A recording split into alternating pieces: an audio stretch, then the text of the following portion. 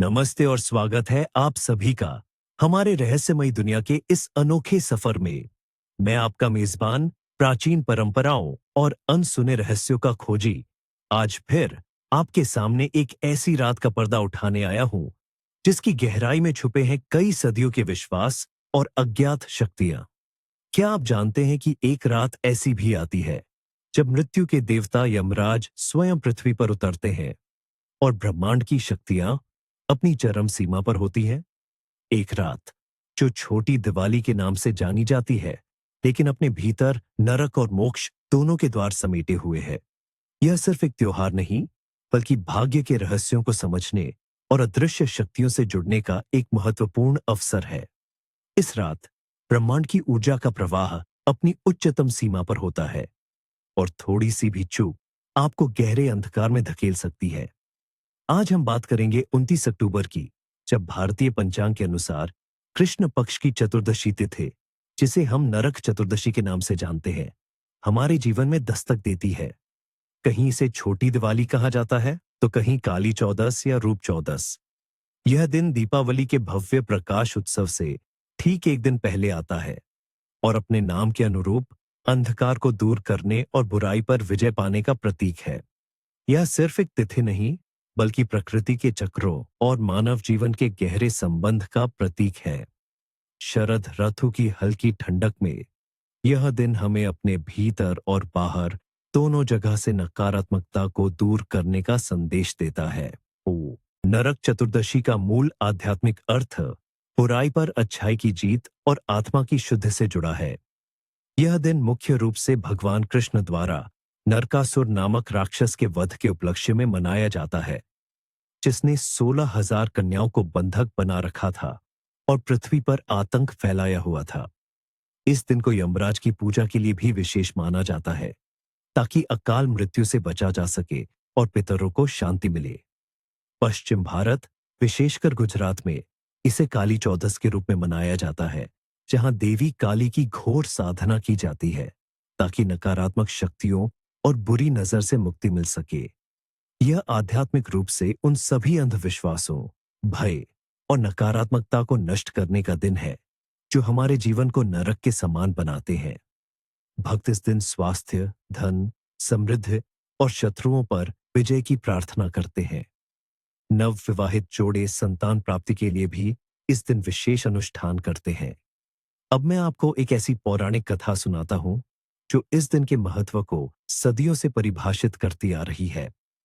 प्राचीन काल में, जब पृथ्वी पर धर्म और अधर्म के बीच संघर्ष चरम पर था, एक शक्तिशाली दानव था जिसका नाम नरकासुर था। उसने कठोर तपस्या से ब्रह्मा जी को प्रसन्न किया और उनसे वरदान प्राप्त किया कि उसे केवल उसकी मां ही मार सकती है। इस वरदान ने उसे अजेय बना दिया और वह अहंकार से भर गया। नरकासुर ने अपनी शक्ति का दुरुपयोग करना शुरू कर दिया। उसने देवताओं और मनुष्यों को आतंकित किया, उनके राज्यों पर कब्जा कर लिया और उनकी संपत्तियां छीन लीं। उसकी क्रूरता की कोई सीमा नहीं थी। उसने 16,000 राजकन्याओं को बंदी बना लिया और उन्हें अपने पाताल लोक के कारागार में कैद कर लिया, जहां वह उन्हें अपनी वासना का शिकार बनाना चाहता था। उसका अत्याचार इतना बढ़ गया कि पृथ्वी देवी, भूदेवी और अन्य देवता भगवान विष्णु की शरण में गए। उनसे प्रार्थना की कि वे इस दुष्ट दानव से मुक्ति दिलाए। भगवान विष्णु ने उन्हें आश्वासन दिया कि वे जल्द ही नरकासुर का अंत करेंगे। नौफापति ने समय चक्र घूमता रहा और भगवान विष्णु ने द्वापर युग में भगवान कृष्ण के रूप में अवतार लिया। जब नरकासुर के अत्याचारों की खबर भगवान कृष्ण तक पहुंची, तो उन्होंने अपनी पत्नी सत्यभामा के साथ उस दुष्ट दानव का सामना करने का निश्चय किया। सत्यभामा स्वयं भूदेवी का अवतार थी, जो नरकासुर की वास्तविक मां थी। एक भयंकर युद्ध छिड़ गया। नरकासुर अत्यंत बलशाली था और उसकी सेना भी विशाल थी। भगवान कृष्ण ने अपनी शक्तियों का प्रदर्शन किया, लेकिन जब नरकासुर को ब्रह्मा के वरदान के कारण पराजित करना मुश्किल लगने लगा, तो सत्यभामा ने युद्ध में भाग लेने का निर्णय लिया। यह एक अद्वितीय दृश्य था। एक पत्नी अपने पति के साथ युद्ध में खड़ी थी और वास्तव में एक मां अपने ही पुत्र का अंत करने के लिए तैयार थी, क्योंकि अधर्म का अंत आवश्यक था। अंततः सत्यभामा ने अपने बाणों और शक्तियों से नरकासुर का वध कर दिया। जैसे ही नरकासुर पृथ्वी पर गिरा, उसने अपनी अंतिम सांस लेते हुए भगवान कृष्ण से प्रार्थना की कि उसकी मृत्यु का दिन एक उत्सव के रूप में मनाया जाए।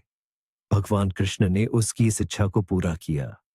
नरकासुर के वध के बाद भगवान कृष्ण ने 16,000 बंदी राजकन्याओं को उसके कारागार से मुक्त कराया, लेकिन समाज ने उन्हें स्वीकार करने से इनकार कर दिया क्योंकि वे एक राक्षस के कारागार में रही थीं। तब भगवान कृष्ण ने उन सभी कन्याओं को अपनी पत्नियों के रूप में स्वीकार कर उन्हें सामाजिक सम्मान दिलाया। इस कथा का सार यह है कि नरक चतुर्दशी अंधकार पर प्रकाश की, बुराई पर अच्छाई की और अन्याय पर न्याय की जीत का प्रतीक है। यह हमें सिखाता है कि चाहे कितनी भी भयानक शक्ति क्यों न हो, अंततः धर्म की ही विजय होती है। यह दिन हमें अपने भीतर के नरकासुर यानी अहंकार, क्रोध, लालच और अन्य दुर्गुणों को नष्ट करने और आत्मशुद्धि की ओर बढ़ने का संदेश देता है। नरक चतुर्दशी के शुभ अशुभ संकेत, भाग्य के अदृश्य इशारे, मौसम फसल से जुड़ी भविष्यवाणियां। यदि नरक चतुर्दशी को आकाश निर्मल हो तो आने वाला वर्ष सुख समृद्धि लाएगा। निर्मल आकाश मन और वातावरण की स्पष्टता का प्रतीक है, जो अच्छी फसल और खुशहाली का संकेत है। इस दिन यदि अचानक भारी वर्षा हो तो अगले वर्ष बाढ़ या कृषि में बाधा का सामना करना पड़ सकता है। यह प्रकृति के असंतुलन का संकेत माना जाता है, जो किसानों के लिए चिंता का विषय हो सकता है। यदि सुबह का तेल स्नान करते समय सूर्य की पहली किरणें शरीर पर पड़े तो स्वास्थ्य और दीर्घायु की प्राप्ति होती है। यह ऊर्जा और जीवन शक्ति के सीधे संबंध को दर्शाता है। नरक चतुर्दशी की रात यदि तारे अधिक चमकते दिखें तो धन और ऐश्वर्य में वृद्धि होती है। तारों की चमक को दिव्य आशीर्वाद और समृद्धि का प्रतीक माना जाता है। यदि इस दिन हवा शांत और सुखद हो तो परिवार में शांति और सद्भाव बना रहता है। शांत हवा मन की शांति और पारिवारिक सामंजस्य को दर्शाती है। सुबह के समय यदि घर के आंगन में कोई काला पक्षी जैसे कौवा जल पीता दिखे तो यह किसी अप्रत्याशित लाभ का संकेत हो सकता है। काले पक्षी अक्सर रहस्य से जुड़े होते हैं और उनका पानी पीना जीवन के प्रवाह और धन आगमन को दर्शाता है। यदि इस दिन सुबह सुबह किसी मंदिर से घंटियों की मधुर ध्वनि सुनाई दे तो यह पूरे वर्ष शुभ समाचार और सकारात्मक ऊर्जा का प्रतीक है। घंटियों की ध्वनि सकारात्मक स्पंदनों को आकर्षित करती है। घरेलू धन से जुड़ी भविष्यवाणियां। यदि सुबह सुबह घर में कोई पुरानी या टूटी हुई चीज स्वयं ही गिर जाए तो ये किसी अप्रिय घटना या धन हानि का संकेत हो सकता है। इसे नकारात्मक ऊर्जा का प्रतीक माना जाता है, जो किसी अनिष्ट की चेतावनी है। यदि घर में अचानक कोई अनचाहा मेहमान आ जाए और उसका सत्कार हो तो यह लक्ष्मी के आगमन का संकेत माना जाता है। यह अतिथि देवो भव की परंपरा से जुड़ा है। इस दिन घर की सफाई करते समय यदि कोई सिक्का या धन मिल जाए तो यह पूरे वर्ष आर्थिक लाभ और समृद्धि का प्रतीक है। इसे देवी लक्ष्मी का आशीर्वाद माना जाता है। सुबह के तेल स्नान के बाद यदि घर में दिया जलाने पर उसकी लौ तेजी से ऊपर उठे तो यह कार्यों में सफलता और शुभता का संकेत है। लौ का ऊपर उठना प्रगति और सकारात्मकता का प्रतीक है। यदि किसी व्यक्ति को इस दिन अनजाने में किसी गरीब को भोजन कराने का अवसर मिले तो यह उसके पूर्व कर्मों का फल देने और भविष्य में धन लाभ का संकेत है। दान पुण्य हमेशा समृद्धि लाता है। इस रात के सपने, भविष्य के रहस्यमय संदेश। नरक चतुर्दशी की रात के सपने अत्यंत महत्वपूर्ण माने जाते हैं क्योंकि इस समय ब्रह्मांडीय ऊर्जाएं चरम पर होती हैं और भविष्य के संकेत देती हैं। यदि आप सपने में दीपक जलता हुआ देखें, यह आपके जीवन में प्रकाश, ज्ञान और समृद्धि के आगमन का प्रतीक है। यदि लौ स्थिर और उज्जवल है तो सफलता निश्चित है। यदि आप स्वयं को तेल स्नान करते हुए देखें, यह आत्मशुद्धि, पुराने पापों से मुक्ति और नए सिरे से शुरुआत करने का संकेत है। आप मानसिक और शारीरिक रूप से स्वयं को नवीनीकृत महसूस करेंगे। यदि आप किसी मृत व्यक्ति या पूर्वज को देखें, यह संकेत हो सकता है कि उन्हें शांति की आवश्यकता है या वे आपको कोई महत्वपूर्ण संदेश देना चाहते हैं, उनके लिए यम दीपम जलाना या दान करना शुभ माना जाता है। यदि आप सपने में किसी काले जानवर जैसे काले कुत्ते या बिल्ली को देखें, ये नकारात्मक ऊर्जा या किसी शत्रु का संकेत हो सकता है। काली चौदस की पूजा ऐसे सपनों के प्रभाव को कम करने में मदद करती है। यदि आप धन या स्वर्ण देखें, यह निश्चित रूप से आर्थिक लाभ और समृद्धि का संकेत है। यदि आप पानी देखें, विशेषकर साफ पानी, यह भावनात्मक शुद्धि और नई शुरुआत का प्रतीक है। गंदा पानी समस्याओं का संकेत हो सकता है। यदि आप पहाड़ या ऊंची जगह पर चढ़ते हुए देखें, यह जीवन में प्रगति, लक्ष्यों की प्राप्ति और चुनौतियों पर विजय का प्रतीक है। यदि आप आग या जलती हुई वस्तुएं देखें, यह परिवर्तन, विनाश या नई ऊर्जा के आगमन का प्रतीक हो सकता है। यदि आग नियंत्रित है, तो यह सकारात्मक परिवर्तन है। यदि अनियंत्रित है, तो यह चेतावनी हो सकती है। इस दिन जन्मे व्यक्ति नियति के चुने हुए। नरक चतुर्दशी के दिन जन्मे लोग विशेष भाग्य लेकर आते हैं। उनमें अक्सर भगवान कृष्ण और देवी काली दोनों के गुणों का मिश्रण देखा जाता है। ऐसे व्यक्ति साहसी, निडर और न्यायप्रिय होते हैं। वे अन्याय के खिलाफ खड़े होने से नहीं डरते, ठीक वैसे ही जैसे भगवान कृष्ण ने नरकासुर का वध किया था। उनमें नेतृत्व के गुण होते हैं और वे दूसरों के लिए प्रेरणा स्रोत बनते हैं। वे गहन आध्यात्मिक झुकाव वाले भी हो सकते हैं। रहस्यवाद और गूढ़ ज्ञान में उनकी गहरी रुचि हो सकती है।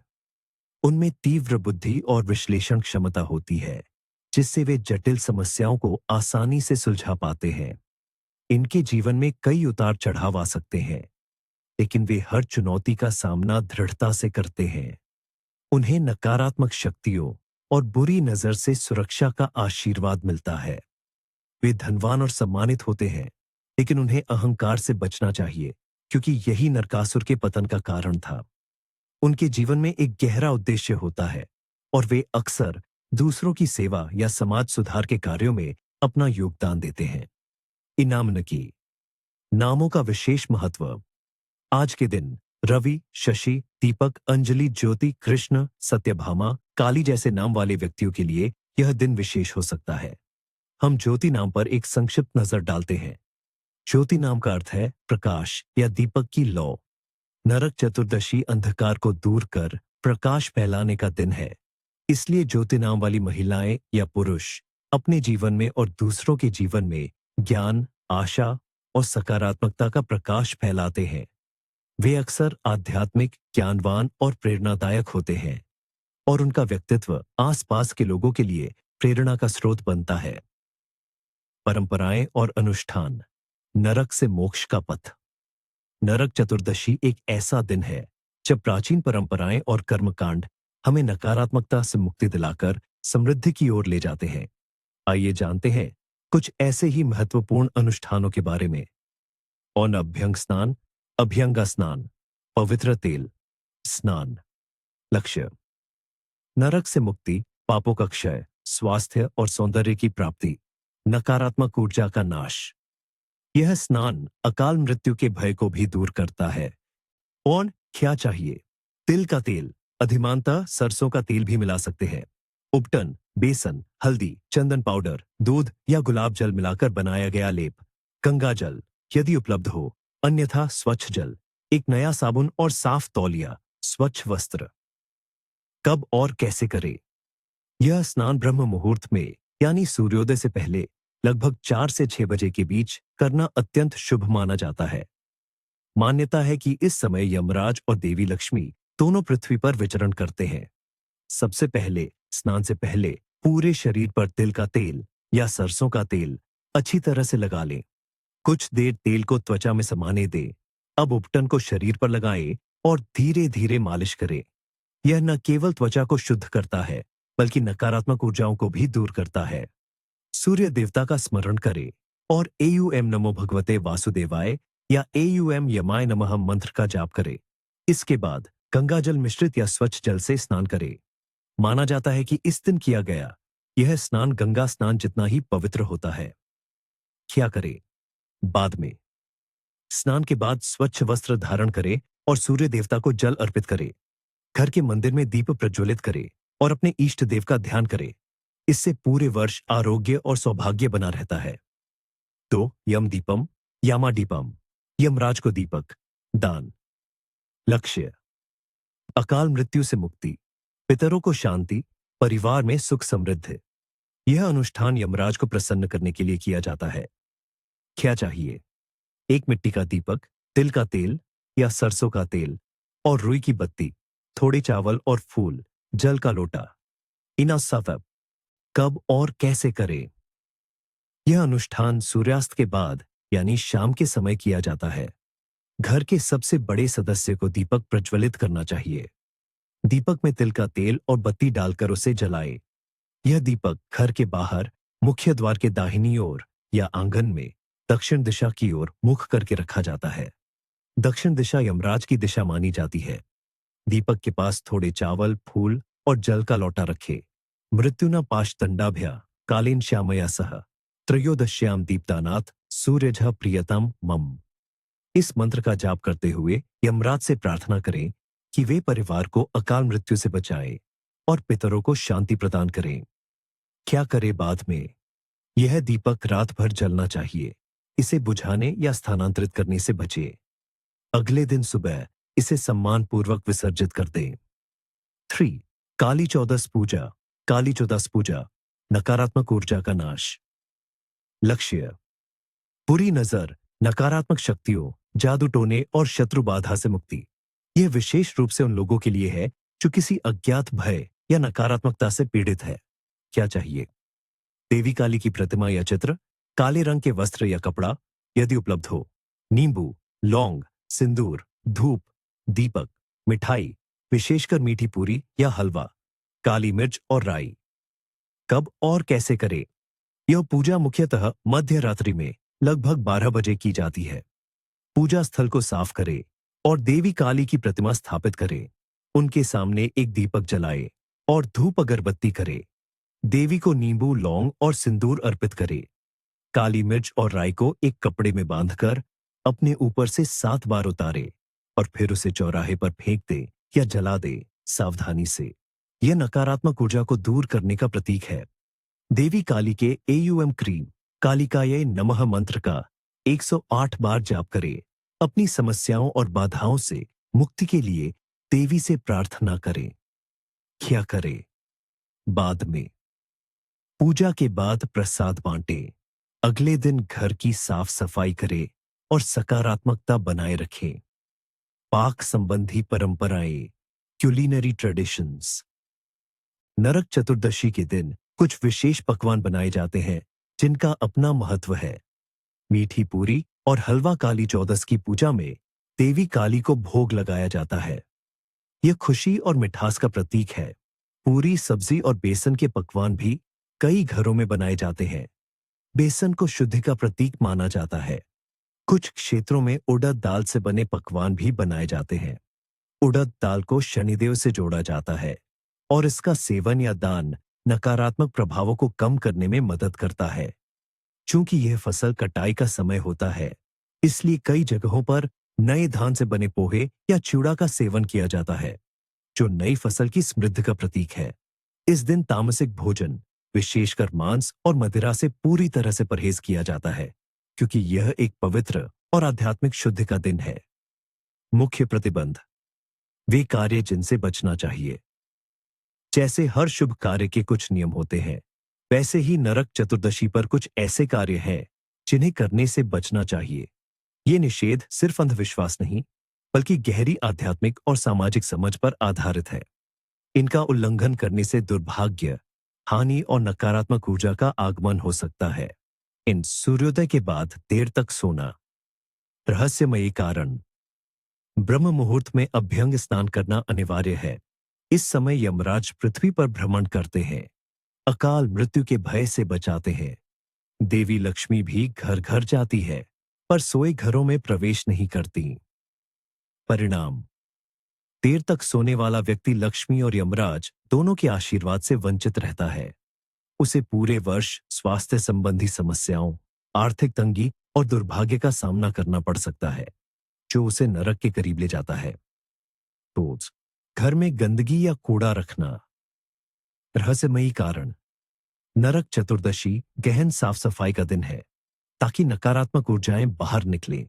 देवी लक्ष्मी केवल स्वच्छ और सुव्यवस्थित घरों में ही प्रवेश करती हैं। गंदगी बीमारी और दुर्भाग्य को आकर्षित करती है। परिणाम। घर में गंदगी रखने से देवी लक्ष्मी प्रवेश नहीं करती। इससे धन हानि, गरीबी और घर में कलह हो सकता है। नकारात्मक ऊर्जा बढ़ने से मानसिक अशांति और बीमारियों का खतरा भी बढ़ता है। 3. झगड़ा करना या किसी का अपमान करना। रहस्यमयी कारण। यह दिन आत्मशुद्धि और सद्भाव का है। झगड़ा, क्रोध या अपमान घर में नकारात्मक ऊर्जा और अशांति बढ़ाता है। ये एक पवित्र अवधि है, जब मन को शांत और सकारात्मक रखना चाहिए। नरकासुर की वृत्ति को त्यागना चाहिए। परिणाम। इस दिन के झगड़े या अपमान से परिवार में लंबे समय तक अशांति और क्लेश बना रहता है। रिश्तों में कड़वाहट आती है और मानसिक शांति भंग होती है, जिससे लक्ष्मी भी अप्रसन्न होती है। धन उधार देना या लेना। रहस्यमयी कारण। नरक चतुर्दशी और दीपावली धन आगमन और संचय का समय है। इस दिन धन का लेन देन, उधार देना या लेना वित्तीय अस्थिरता का संकेत है। माना जाता है कि दिया गया धन मुश्किल से वापस आता है और लिया गया धन कर्ज का बोझ बढ़ा देता है। परिणाम। इस दिन धन उधार देने से लक्ष्मी घर से चली जाती है। उधार लेने पर कर्ज का बोझ बढ़ता है। यह आर्थिक हानि और वित्तीय संकट को निमंत्रण देता है। 5. दक्षिण दिशा की यात्रा बिना कारण। रहस्यमयी कारण। दक्षिण दिशा यमराज की दिशा है। यम दीपम दक्षिण में जलता है, पर बिना विशेष कारण के इस दिन दक्षिण की लंबी यात्रा अशुभ है। माना जाता है कि यह यात्रा मृत्यु या गंभीर परेशानी का कारण बन सकती है। परिणाम। बिना महत्वपूर्ण कारण के दक्षिण दिशा में यात्रा करने वाले को रास्ते में बाधाओं, दुर्घटनाओं या स्वास्थ्य समस्याओं का सामना करना पड़ सकता है। यह यात्रा उसे असुरक्षित और अनिश्चित बनाती है।